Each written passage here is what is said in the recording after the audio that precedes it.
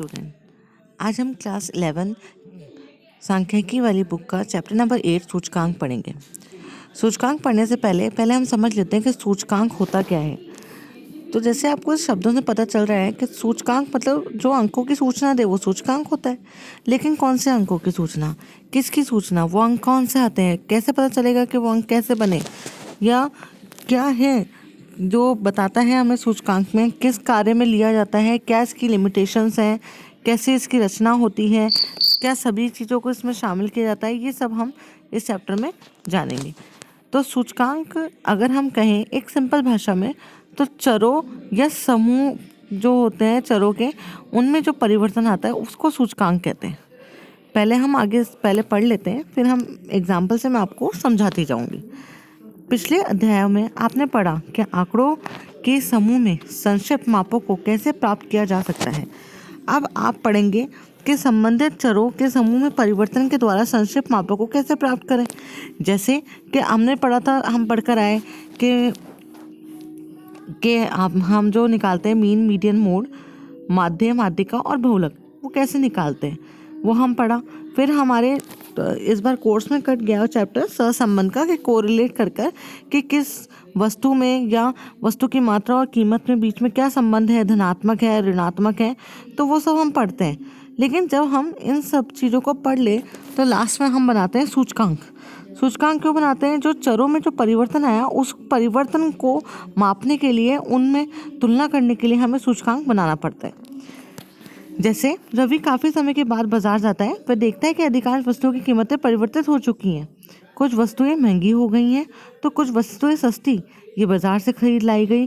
प्रत्येक वस्तु की परिवर्तन कीमतों के बारे में अपने पिताजी को बताता है। ये दोनों के लिए ही विस्मयकारी था। औद्योगिक क्षेत्र के अंतर्गत कई उपक्षेत्रक भी आते हैं। इनमें से प्रत्येक में परिवर्तन हो रहा है। कुछ उपक्षेत्रक में उत्पादन बढ़ रहा है जबकि कुछ में घट रहा है। ये परिवर्तन एक रूप नहीं, व्यष्टि दरों में परिवर्तन के वर्णन को समझाने कठिन है। क्या कोई एकल संख्या इस परिवर्तन की प्रस्तुत कर सकती है? निम्नलिखित उदाहरण को देखिए, जैसे ही बता रहे हैं कि एक बंदा बाजार गया और बाजार से सामान लेने गया। अब उसे पता चला कि चावलों की कीमत 100 रुपये है, ठीक है। और पहले जब उसने पापा से पूछा अपने, तो उसके पापा ने कहा नहीं बेटा, आज से कुछ टाइम पहले तो चावलों की कीमत 50 रुपये थी। तो 50 से कितने रुपये बढ़ गई? 100 रुपये। तो कितने में परिवर्तन आया? 50 रुपये का परिवर्तन आया कि 50 रुपये जो है चावल वो महंगे हो गए पहले की तुलना में। औद्योगिक क्षेत्र में भी कई ऐसे चर होते हैं जो आते हैं। जैसे हुआ, उसको कई तरीके से हम मापते हैं। एक हम नापते हैं पूंजीगत वस्तुएं और उपभोग वस्तुएं, इसमें शामिल करते हैं। कुछ ऐसे औद्योगिक इंडेक्स निकालते हैं, सूचकांक निकालते हैं, जिसमें हम गैस, इलेक्ट्रिसिटी, विनिर्माण, ये सब शामिल करते हैं, ठीक है। तो जब उनमें कुछ में ऐसा होता है कि परिवर्तन होता है और कुछ में नहीं होता, जैसे मैन्युफैक्चरिंग है, उसमें परिवर्तन देखा, और कुछ जो मैन्युफैक्चरिंग में परिवर्तन दिखा कभी, और कभी विनिर्माण में, कंस्ट्रक्शन में परिवर्तन दिखा। और कभी कभी ऐसा होता है कि मैन्युफैक्चरिंग तो कम हो रही है और जो कंस्ट्रक्शन है वो बढ़ रहा है। तो दोनों में परिवर्तन आ रहा है। दोनों सिर्फ औद्योगिक क्षेत्र के सूचकांक का हिस्सा है, लेकिन दोनों का मिला जुला जो असर है वो पूरे औद्योगिक क्षेत्र के सूचकांक में जो पड़ रहा है उसे हम सूचकांक में शामिल करते हैं, या उसे अपनी गणना में शामिल करते हैं। तो सूचकांक क्या होता है कि चरों में परिवर्तन, जैसे एक चर में परिवर्तन आया, जैसे मैंने आपको एग्जांपल दिया चावल का, कि चावल की कीमत पहले थी 50 रुपये। जब वो बच्चा गया तो उसने बताया चावल अब 100 रुपये हो गए, तो 50 रुपये कीमत बढ़ गई। और औद्योगिक क्षेत्र में मैंने आपको बताया कि चरों का समूह लिया, जैसे बिजली, पानी, मैन्युफैक्चरिंग और विनिर्माण, कंस्ट्रक्शन लिया।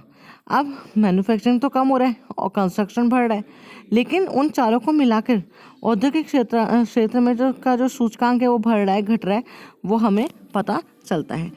तो सूचकांक क्या होता है? सूचकांक वह होता है जो चर में या फिर चरों के समूह में जो परिवर्तन आता है उसे हम सूचकांक कहते हैं। उदाहरण एक औद्योगिक श्रमिक 1982 में 1,000 रुपये वेतन प्राप्त करता है। आज उसकी आय 12,000 रुपये है। क्या ऐसा कहा जा सकता है कि उस अवधि में उसके जीवन स्तर में 12 गुना सुधार आया है? इसके वेतन को कितना बढ़ाया जाना चाहिए ताकि उसका जीवन स्तर वैसा हो जाए जैसे पहले था? ठीक है, 1982 में 1000 रुपये कमाता था, लेकिन आज उसकी आय 12,000 रुपये हो गई। तो अब उसका जो वेतन है वो बढ़ गया, लेकिन अगर महंगाई भी उसी हिसाब से बढ़ी है तो उसका जो जीवन स्तर है वो नीचे की तरफ आ गया। और अगर महंगाई कम हुई है और उसकी जो बढ़ोतरी आय में वो ज़्यादा हुई है तो उसका जीवन स्तर सुधर गया। उदाहरण 2, आप समाचार पत्रों में सेंसेक्स के बारे में अवश्य भी पढ़ते हैं। सेंसेक्स का 8,000 का अंक पार करना वास्तव में सुखद एहसास कराता है। हाल ही में जब सेंसेक्स 600 अंक नीचे गिरा तो निवेशकों की संपत्ति में 153,692 और 690 करोड़ रुपीस का भारी नुकसान हुआ। अर्थात ये सेंसेक्स है क्या? तो सेंसेक्स क्या है? सेंसेक्स निवेशकों को बताता है कि किस में शेयर्स में बढ़ोतरी हुई और कैसे शेयर्स में गिरावट हुई, और जो बढ़ोतरी और जो गिरावट है उससे हमारे अर्थव्यवस्था पे क्या असर पड़ रहा है, उसमें निवेशकों पे क्या असर पड़ रहा है। अगर किसी शेयर के भाव बाजार में ज़्यादा हैं या आसमान छू रहे हैं तो निवेशक ज़्यादा से ज़्यादा उन पे लाभ कमाएंगे, और अगर वो गिर रहे हैं तो वो क्या होगा कि वो उस पे से बाहर जाते जाएंगे, उस पर ज़्यादा निवेश नहीं करेंगे क्योंकि उससे उन्हें लाभ नहीं हो रहा, उनके शेयर डाउन जा रहे हैं और उससे उनको घाटा हो सकता है। उदाहरण 3, सरकार कहती है कि पेट्रोलियम पदार्थों की कीमतों में वृद्धि के कारण मुद्रास्फीति दर में तेजी से वृद्धि होगी। मुद्रास्फीति की माप कैसे की जाती है?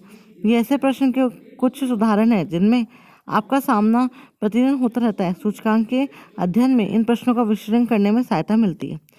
सूचकांक क्या है? सूचकांक संबंधित चरों के समूह के परिमाण में परिवर्तनों को मापने का एक सांख्यिकीय साधन है। मतलब सांख्यिकीय साधन क्यों? क्योंकि स्टैट्स में ही आता है ये, और सांख्यिकीय साधन इसलिए क्योंकि इसमें हम चरों के समूह में जो परिवर्तन आए हैं अलग अलग दिशा में, कुछ बढ़ रहे हैं कुछ घट रहे हैं, लेकिन जो इकट्ठे हम देखते हैं परिवर्तन आया है उसे हम किसमें मापते हैं? सूचकांक में मापते हैं। ये अपसारित विभिन्न दिशाओं में होने वाले अनुपातों की सामान्य प्रवृत्ति का प्रतिनिधित्व करते हैं, जिसमें इनका परिकलित किया जाता है। ये दो विभिन्न स्थितियों में संबंधित चरों के किसी समूह में औसत परिवर्तन का एक माप है। तुलना समान वर्गों में की जाती है, जैसे व्यक्ति, स्कूल, अस्पताल आदि। सूचकांक उल्लेखित वस्तुओं की सूची में कीमतों, उद्योग के विभिन्न क्षेत्रों के उत्पादन की मात्रा, विभिन्न कृषि फसलों का उत्पादन, निर्वाह खर्च आदि चरों के मूल्यों में परिवर्तन को मापता है। सबसे पहले हमने क्या पढ़ा इसमें? सूचकांक की परिभाषा के विभिन्न चरों के समूह में जो परिवर्तन होते हैं विभिन्न दिशाओं में, उसे सूचकांक बताता है। फिर हमने पढ़ा सूचकांक की विशेषता की क्यों ज़रूरी है। तो उद्योगों में क्या परिवर्तन आया, कीमतों में क्या परिवर्तन आया, उत्पादन में क्या परिवर्तन आया, मात्रा में क्या परिवर्तन आया, आयात निर्यात में क्या परिवर्तन आया, वो सब हम किसमें पढ़ेंगे? सूचकांक के द्वारा ही पढ़ेंगे। परंपरागत रूप से सूचकांकों को प्रतिशत के रूप में व्यक्त किया जाता है। दो अवधियों में से जिस अवधि के साथ तुलना की जाती है उसे आधार वर्ष के रूप में जाना जाता है। आधार अवधि में सूचकांक का मान 100 होता है।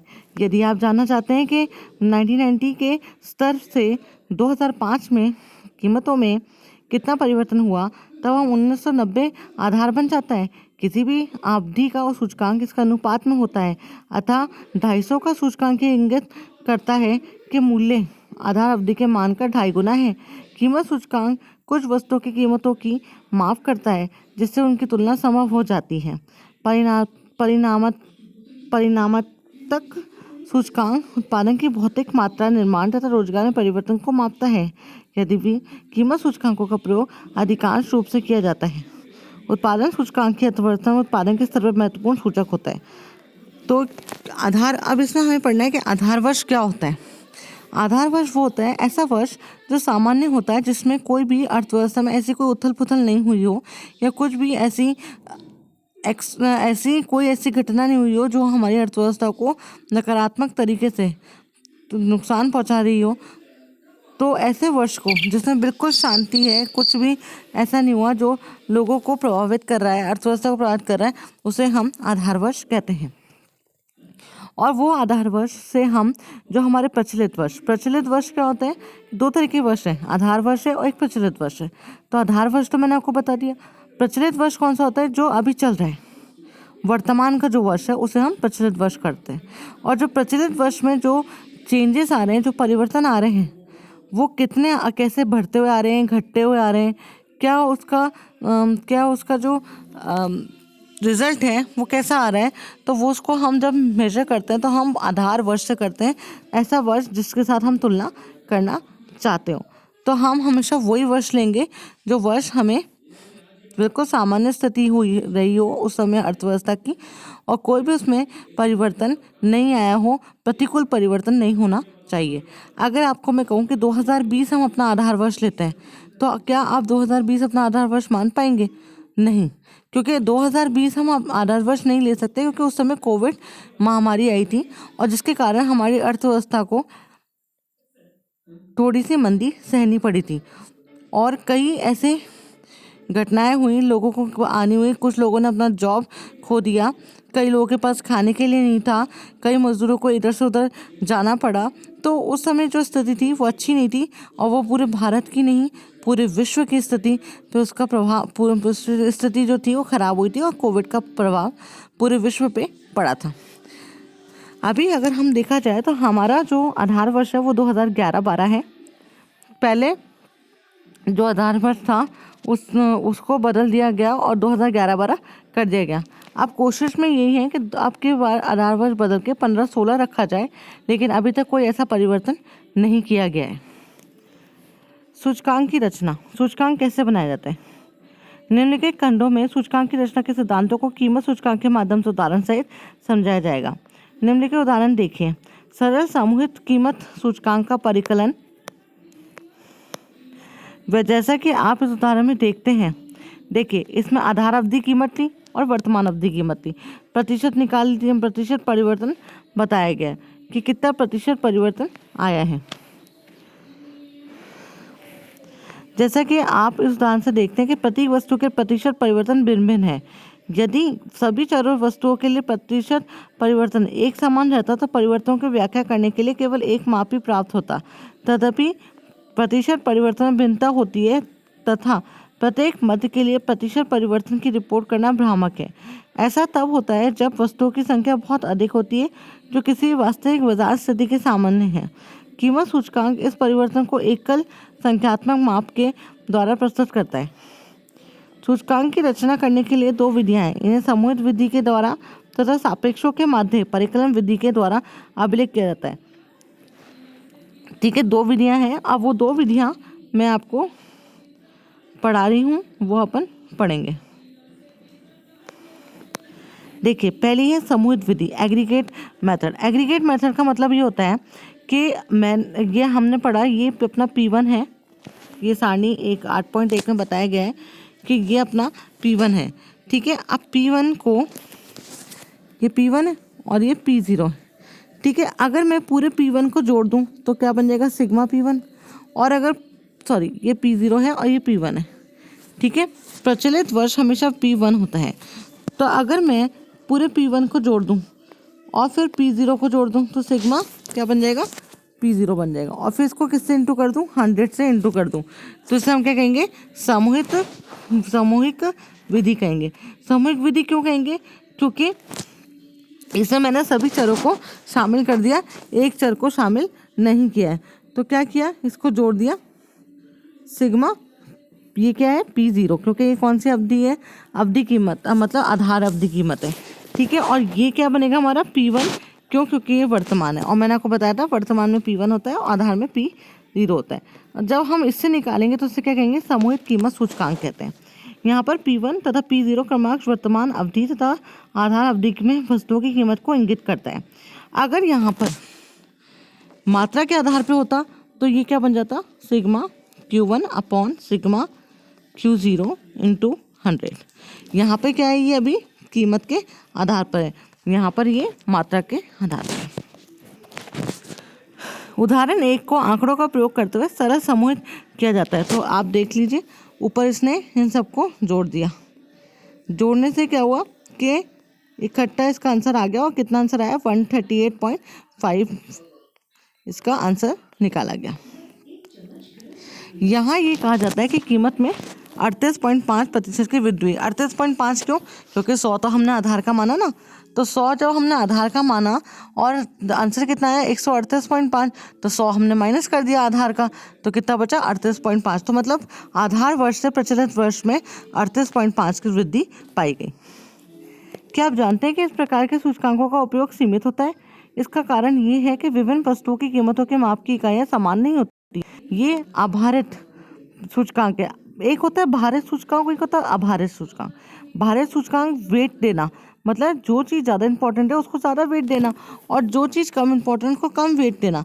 तो उस जब वो सूचकांक बनाते हैं तो उसको भारित सूचकांक कहते हैं। और इसमें कोई भार नहीं दिया गया, इसमें सिर्फ कीमत को लिया गया, सभी कीमत को जोड़ दिया गया, चाहे वो प्रचलित वर्ष की हो चाहे वो आधार वर्ष की हो। और फिर हमने सामूहिक रूप से एक सूचकांक निकाल दिया और बता दिया कि 38.5% की वृद्धि पाई गई है। तो वो ये कौन सा है सूचकांक है? ये अभारित है। और अगर इसमें बाहर होते तो वो भारित कहलाता, क्योंकि इसमें मदों का सापेक्षिक महत्व उपयुक्त रूप से प्रतिबिंबित नहीं होता। यहाँ सभी मदों को बराबर महत्व या भार वाला माना जाता है। यहाँ पे कोई भार एक्स्ट्रा दे नहीं रखा तो सबको बराबर माना गया, इसलिए अभारित में आया। लेकिन वास्तव में क्या होता है? वास्तव में क्रय की गई मदों के महत्व के क्रम में विभिन्नता होती है। हमारे व्यय में खाद्यान्न पदार्थों के अनुपात काफ़ी अधिक है। खाद्यान्न पदार्थ अधिक क्यों होते हैं? क्योंकि उसकी ज़रूरत सबसे ज़्यादा होती है। सामान्य रूप से लोग खाद्य पदार्थों को ही प्रयोग में लेते हैं, तो उसको भार ज़्यादा दिया जाता है। ऐसी स्थिति में अधिक भार वाली मद की कीमत में तथा कम भार वाली मद की कीमत में समान वृद्धि के द्वारा कीमत सूचकांक में होने वाले कुछ परिवर्तन के आशय भिन्न भिन्न होते हैं। तो भारित कैसे निकालेंगे? भारित हमने कैसे निकाला? भारित कीमत सूचकांक निकाला हमने sigma P1 Q0 by sigma P0 Q0 into 100। अब ये जो फॉर्मूला दे रखा है, ये फॉर्मूला दिया था लेजरस्पाइन ने। ठीक है, उसने क्या करा? उसने कहा कि जो आधार वर्ष की मात्रा है ना, उससे प्रचलित वर्ष और आधार वर्ष की कीमत को गुना कर दो और फिर 100 से गुना कर दो, तो उससे हमारे को क्या मिल जाएगा? भारित कीमत सूचकांक मिल जाएगा। देखिए अपना यही वाला फॉर्मूला तो ये पहले हमने पढ़ा है ना, सिग्मा P1 अपॉन P0, बस Q0 को हमने इंटू कर दिया। क्योंकि सूचकांक तब भारित सूचकांक बन जाता है जब मदों में सापेक्षिक महत्व को ध्यान में रखा जाता है। तो इसमें क्या किया गया? इसमें जो महत्व था उसको ध्यान में रखा गया कि मात्रा कितनी बड़ी होगी आधार वर्ष में, और उस मात्रा को हमने जितनी मात्रा खरीदी अभी और जितनी मात्रा पहले थी उसको पहले वाली आधार वर्ष की कीमत से और प्रचलित वर्ष की कीमत से दोनों से क्या कर दिया? गुणा कर दिया। इसलिए कर दिया जिससे हमें पता चल जाए कि कितना परिवर्तन हुआ है दोनों वर्षों में। ठीक है, देखिए मात्रा तो उसने ऐसी रखी जैसे आपने चावल लिए, तो आपने 10 किलो चावल लिए, और 10 किलो चावल जब लिया आपने तो 50 रुपये कीमत थी। ठीक है, तो कितना आया? 10 किलो चावल आपने 50 रुपये कीमत में लिए तो कितना हुआ? 10 इंटू 50।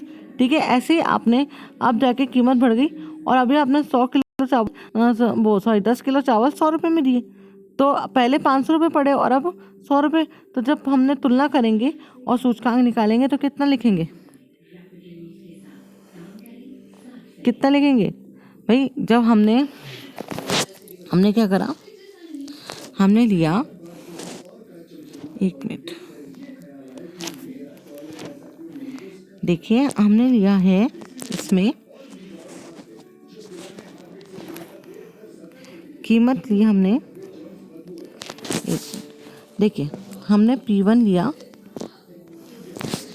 100, ठीक है, P0 लिया 50 किसका? चावल का। अब हमने क्या ली? मात्रा ली कितनी? 10 किलो, और अभी भी मात्रा कितनी ली? 10 किलो। तो जब हमने आधार वर्ष, मतलब समझ लो कोई भी हमारा आधार वर्ष है, 2012 है या 2012 हमारा आधार वर्ष है, उसमें हमने 10 किलो चावल खरीदा और एक किलो चावल कितने का पड़ा? 50 का, तो 500 रुपये हो गए, और यहाँ पे 1000 रुपये हो गए। तो अब हम सूचकांक में क्या निकालेंगे? 1000 बटा 500 और इंटू 100, तो इसमें हमारा आंसर आ जाएगा। ये तो मैंने आपको एक एग्जांपल बताया है, ठीक है, तो उससे हम निकाल सकते हैं कि हमारा जो क्वांटिटी सेम है, आधार वर्ष की क्वांटिटी ही खरीदी मैंने, लेकिन अलग अलग कीमत पे इसको हमने मल्टीप्लाई करके देखा कि प्रचलित कीमत पे और नई जो आधार कीमत है उस पर क्या फ़र्क आया। तो वो हमें किससे पता चला? सूचकांक से पता चला, और इसमें हमने भारित सूचकांक को शामिल करा। यहाँ भार परिमाणात्मक भार है। भारित सामूहिक सूचकांक की रचना में कुछ विशेष वस्तुओं के लिया जाता है तथा इनमें मूल्य की प्रतिवर्ष संकलित किया जाता है, मतलब हर वर्ष का मूल्य इसमें शामिल होता है। तो इसमें जैसे हमने लिया ये सिग्मा P1 बाय P0, तो इसमें अपन क्या करेंगे, इसमें हम सिर्फ एक सिंगल निकाल लेंगे, जैसे P1 बटा P0 इंटू 100। तो हर एक का अलग से निकल आएगा और फिर उसको जोड़ देंगे, तो हमारा जो भारित सूचकांक है वो हमें प्राप्त हो जाएगा। इस प्रकार ये वस्तुओं के एक निश्चित समूह के मूल्य में होने वाले परिवर्तन को मापता है। क्योंकि वस्तुओं के निश्चित समूह के कुल मूल्य में परिवर्तन होता है, ये परिवर्तन कीमत में परिवर्तन के कारण होता है। कीमत में परिवर्तन होता है, इसी वजह से ही सूचकांक में परिवर्तन आता है। भारित सामूहिक सूचकांक परिकलन की विभिन्न विधियों में विभिन्न समय में वस्तुओं के विभिन्न समूह का प्रयोग किया जाता है। अलग अलग समूह बनाकर फिर निकाला जाता है। भारित सामूहिक सूचकांक का परिकलन देखो, अब इसमें P0 भी दे रखा है, Q0 दे रखा है। आधार अवधि है, मतलब आधार अवधि मतलब आधार वर्ष, यह आधार वर्ष है। आधार वर्ष का कीमत, आधार वर्ष की मात्रा, यह आधार वर्ष, ये वर्तमान वर्ष की कीमत और वर्तमान वर्ष की मात्रा। आप क्या करेंगे, फॉर्मूला यूज़ करेंगे। फॉर्मूला क्या है, सिग्मा P1 बाय Q0। तो P1 कौन सा है हमारा, देखो ये हमारा, एक मिनट रुको मैं बताती हूँ आपको। देखिए ये हमारा क्या है, ये हमारा P1 है। P1 को किससे इंटू करना है, Q0 से। फिर दूसरा क्या है हमारा P0 को किससे इंटू करना है, Q0 से। ठीक है, तो जब हम इसको इंटू कर लेंगे और 100 कर देंगे तो हमारा आंसर आ जाएगा। ऐसे क्या है, देखो P1 Q0, तो P1 कौन सा है, ये वाला, और Q0 कौन सा है, ये वाला। तो 10 को 4 से इंटू करोगे कितना आएगा, 40, प्लस फिर किससे, 6 को 12 से, 5 को 20 से और 3 को 15 से। तो आपका P1 Q0 आ गया। अब क्या लेना है अपने को, P0 Q0। तो P0 Q0 ये रहे सामने अपने, एक मिनट, ये वाले कौन से है, P0 Q0। तो अब इसमें हम करेंगे, तो 2 को 10 से किया, प्लस 5 को 12 से, 4 को 20 से और 2 को 15 से, सबको प्लस कर दिया और इंटू कर दिया 100 से। तो कितना आंसर आया, 135.3। ये विधि आधार अवधि की मात्राओं को भार के रूप में प्रयोग करती है। तो जो अवधि की मात्राएं हैं, ये जो मात्राएं हैं हमारी आधार वर्ष की, हमने क्या लिया है, आधार वर्ष में इसमें हमने Q0 लिया है। तो Q0 जो है ये हमारी क्या है, ये हमारा बाहर है। ठीक है, ये हमारा भार है, इसे हमने बाहर के रूप में प्रयोग में लिया है। भारित सामूहिक कीमत सूचकांक अब जब आधार अवधि को मात्रा को भार के रूप में प्रयोग करता है तो उसे लेस्पेयर कीमत सूचकांक कहते हैं। ये मैंने आपको बता दिया था पहले। और अगर यहाँ पर Q0 की जगह Q1 हो जाए तो वो पाश्चर्य का कहलाता है। ये इस प्रश्न की व्याख्या करता है कि यदि आधार अवधि में वस्तु की एक टोकरी पर व्यय ₹100 था तो वस्तु की उसी टोकरी में वर्तमान अवधि में कितना व्यय होना चाहिए। जैसे कि आप यहाँ देख सकते हैं कि कीमत वृद्धि के कारण आधार अवधि परिणामों का मूल्य 35.3% बढ़ गया। मैंने आपको बताया था, देखो आंसर कितना है, 135.3। 100 आधार का मान लिया तो कितने का मूल्य बढ़ा, 135 की जगह कितने का बढ़ा, 35.3 का मूल्य बढ़ गया। आधार अवधि मात्रा को भार के रूप में प्रयोग करके ये कहा जा सकता है कि कीमतों में 35.3% की वृद्धि हुई है। चूँकि वर्तमान अवधि परिमाण आधार अवधि परिमाणों से भिन्न होता है, अतः वर्तमान अवधि भार का प्रयोग करने वाला सूचकांकों का भिन्न मूल्य देता है। अब देखो पहले उधर किस में करा अपन ने, Q0 से किया। अब यहाँ किससे करा अपन ने, Q1 से किया। होगा वैसे ही। अब यहाँ पे कितने की वृद्धि हुई, 32.1 की वृद्धि हुई। ये वर्तमान अवधि परिणामों का भार के रूप में प्रयोग किया जाता है। जब भारित सामूहिक कीमत सूचकांक वर्तमान अवधि परिमाण को भार के रूप में प्रयोग करता है तो इसे पाश्चर्य का मूल्य सूचकांक कहा जाता है। ये मैंने आपको बता दिया। ये ऐसे प्रश्नों के उत्तर देने में सहायक होता है कि जब वर्तमान अवधि वस्तुओं की टोकरी की आधार अवधि में उपयोग किया जाता है और यदि हम इस पर 100 रुपये व्यय करते हैं तो वस्तुओं की उसी टोकरी का वर्तमान अवधि में कितना व्यय होना चाहिए। पाश्चर्य के कीमत सूचकांक के अंतर्गत 132.1 को 32.1% कीमत में वृद्धि के रूप में व्यक्त किया जाता है। वर्तमान अवधि में भार का प्रयोग करते हुए ये कहा जाता है कि कीमत में 32.1% की वृद्धि हुई है। इसका मतलब क्या है कि हमने क्या क्या पढ़ा। हमने पढ़ा पहले सूचकांक किसे कहते हैं। तो हमने पढ़ा कि सूचकांक क्या होता है, चरों और चरों के समूह में जो परिवर्तन होता है उसे हम सूचकांक कहते हैं। फिर सूचकांक कितने प्रकार के होते हैं, तो मात्रा के आधार पे होता है, ठीक है, कीमत के आधार पे होता है, भार के आधार पे होता है, भार और आभारित होता है। अलग अलग सूचकांक बनाए जाते हैं।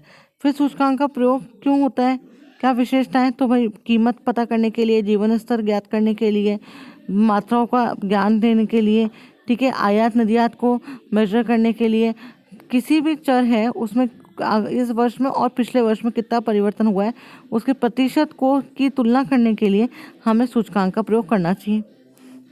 सूचकांक में हमें सबसे ज़्यादा ये याद रखना है कि सूचकांक हमेशा औसत के रूप में आता है, बताता प्रतिशत है, लेकिन जो हम इसको निकालते हैं वो सापेक्ष तरीके से निकालते हैं, मतलब प्रतिशत के द्वारा निकालते हैं। और ये हमेशा जो है औसत के रूप में, औसत के मापदंड के रूप में काम में लिया जाता है। औसत कैसे, देखो मैंने आपको अभी भी समझाया भी था। औसत कैसे, अगर किसी वस्तु में 8% परिवर्तन हुआ और दूसरी वस्तु में 7% परिवर्तन हुआ तो मिला के कितना प्रतिशत हुआ, 15, और कितनी वस्तुएं 2, तो अगर मैं निकाला तो 7.5 हुआ, ठीक है, 7.5 परिवर्तन आया है दोनों वस्तुओं में मिलाकर। तो हम जब है ना समूह लेते हैं किसी वस्तुओं का तो हम औसत के रूप में निकालते हैं। लेकिन कभी भी ये सूचकांक जो है ये हमें लगभग बताता है कि लगभग इतना परिवर्तन हुआ है। कब जो भी इसका डेटा होता है वो हमें सही नहीं बताता, बिल्कुल एग्जैक्ट नहीं होता, ये सिर्फ अप्रॉक्स होता है, अप्रॉक्सीमेटली बताता है कि लगभग इतना होगा। क्योंकि आपने देखा कि अगर देखें तो प्याज में परिवर्तन आया 8% का और आलू में परिवर्तन आया 7% का, जबकि ये हमें औसत रूप में क्या बता रहा है, 7.5। तो यहाँ पे भी कम और वहाँ पे ज़्यादा, तो इसलिए ये कभी भी हमें सही मान नहीं देता बल्कि लगभग के आधार पे बताता है, एक आइडिया देता है। दूसरा फिर हमने पढ़ा कि सूचकांक को हम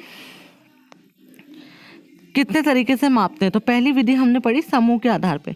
समूह के आधार पे, सरल समूह के आधार पे मापेंगे। तो सरल समूह के आधार पे क्या बताया कि sigma P1 upon sigma P0 into 100, मतलब जो कीमत दे रखी है उसको अगर आधार वर्ष की है तो P0 और अगर प्रचलित वर्ष की है तो P1 करके हम उसको माप सकते हैं। फिर से पढ़ा कि इसमें भी 2 तरीके के होते हैं, एक होता है भारित और एक होता है अभारित।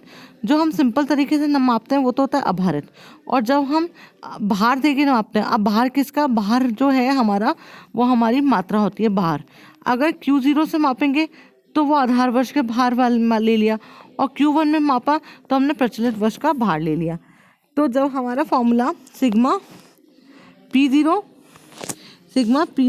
बटा P0 Q0 इंटू 100 होता है, तो जहाँ पे मैंने आपको बताया ना, जहाँ पर आधार वर्ष की मात्रा होगी वो कहलाएगा लेस पाई का सूचकांक, और जहाँ पर sigma P1 Q1 upon sigma P0 Q1 into 100 होगा, तो जहाँ पे 1 है, 1 मतलब प्रचलित वर्ष, तो प्रचलित जहाँ नाम आएगा वो होगा पाश्चे का।